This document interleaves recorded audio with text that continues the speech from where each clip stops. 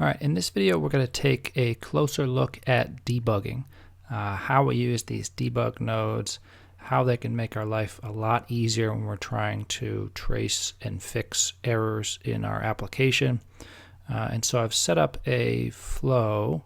We're using the rain delay flow and attached some debug nodes here and kind of intentionally broken it in a few places. And we're going to take a look at how we might find and fix some of these errors in this flow. So let me explain the flow first. First of all, we're just getting some weather data from our API, checking that weather data to determine if there is rain in the forecast upcoming. If there is rain, set a global variable called rain delay to true. Otherwise, set it to false. We want to make sure if there's rain upcoming, we don't kick off our sprinkler. So in our main sprinkler, we actually check here to make sure that rain delay is false before moving on and kicking off our sprinkler. If it's not false, then we don't sprinkle. And then finally, there is a button, a switch on the dashboard that allows us to manually override this rain delay. So I happen to know that it is raining in Houston, Texas. So I've set this up for Houston, Texas, and I'm going to go ahead and kick off this flow. It says success. However, if I go to my dashboard, I can see that it still says that there is sun. So something went wrong. So let's take a look at our debug sidebar. And what I can see right away, and I'll kick this off again, is that I'm getting an error message about an invalid API key.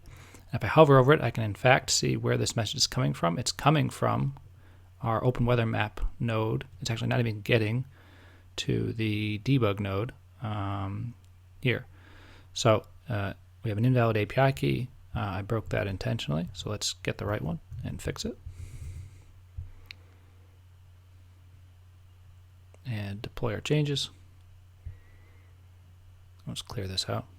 And let's try that again. Okay, so we've gotten a little bit further. This debug node for right here is the raw array that we're getting from our Open Weather Map API. If I take a look at it, there is rain upcoming, and this is rain that should kick off our rain delay. If I go here, unfortunately, our dashboard's still showing no rain upcoming. So let's take a look at the next debug node. This looks good. It says message.payload is true. And if I take a look at this function, that's what I expect. Message.payload is true. So rain is expected.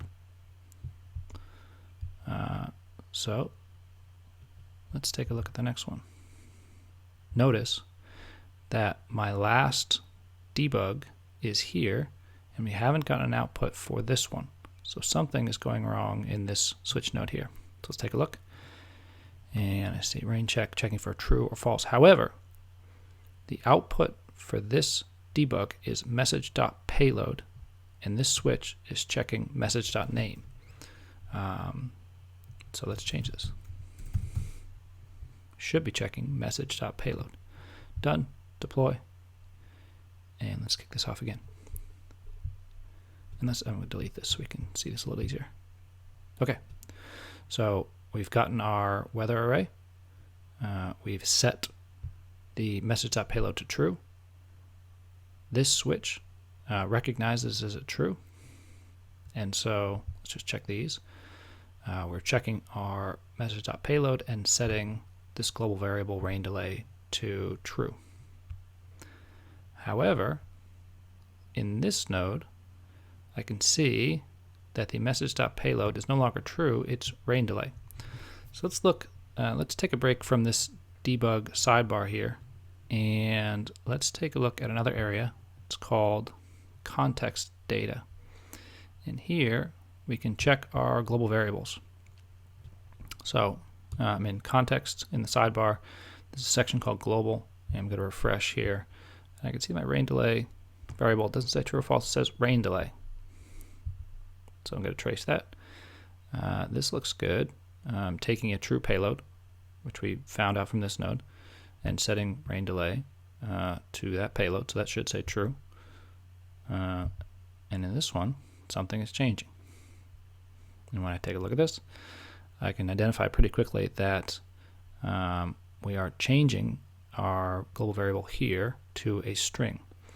And the string, even though it might look right from here, can't be recognized by the computer in the way that we've written this. If I'm here and I'm looking at rain delay, it's checking for false. It's not checking for a string. So that's wrong. So even though now it does show a rain delay, our sprinkler is broken.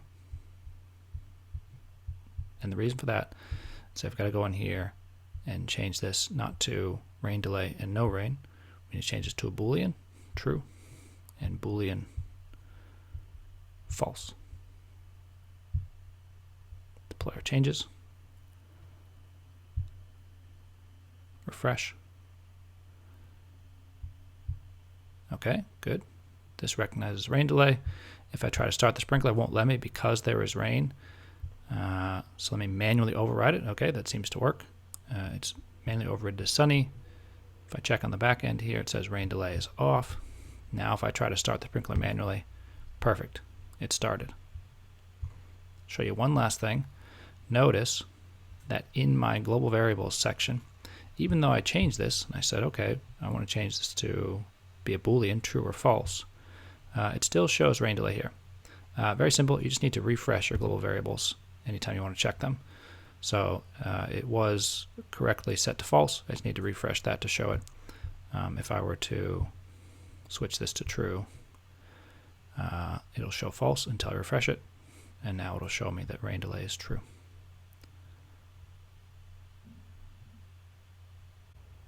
And I'll show one last thing before we leave this use case. Remember here where we had message.name set incorrectly, and we ran that. Let's clear our debugs. We would get to here, but wouldn't get past this switch statement here. And I just happened to see in this function that we are sending message.payload, and that doesn't match message.name. Here's another way to look at that. So by default, the debug node sends the message.payload, but we can take a look at the complete message object. Take a look at all of the items in that object, and that'll give us a clearer picture of what is being sent. So let's deploy, clear this out, and send. And so now we have our weather array, and here we have our complete message object in JSON syntax. And here's our message.payload, which is being set in this function here. And there is no message.name. It doesn't exist. And so that's another way to find out why this is getting tripped up with message.name. We're looking at the complete message object. There is no message.name, and so this switch node doesn't know what to do. It needs a different value, and that value should be message.payload. So these are some really common use cases for using debug nodes, and you will find them very, very helpful when you are trying to trace and fix your errors in IoT Creator.